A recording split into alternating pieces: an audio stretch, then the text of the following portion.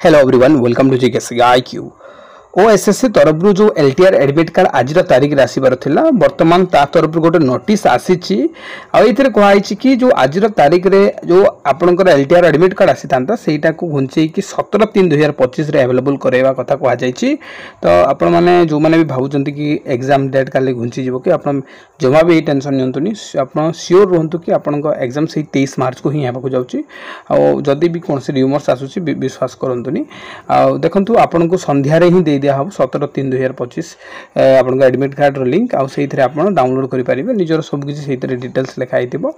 तो आप tension free रुहतु admit card तो आसपाई आ चिंता करतुनी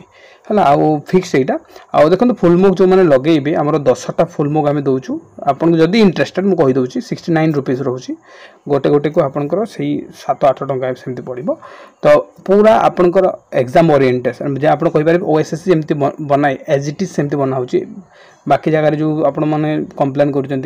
जगह आम नहीं हाई दे दौरान सेमती नुहे आम गोटे एमती लेवल आम पूरा टोटाल टीम या हीं कम कर ठीक अच्छे। तो जो मैंने इंटरेस्टेड आपण मैंने जो नंबर दिखाई डिस्क्रिप्शन में से पे करके स्क्रीनशॉट दिंतु है तो आपको 10टा मिल जाए ठीक अच्छे।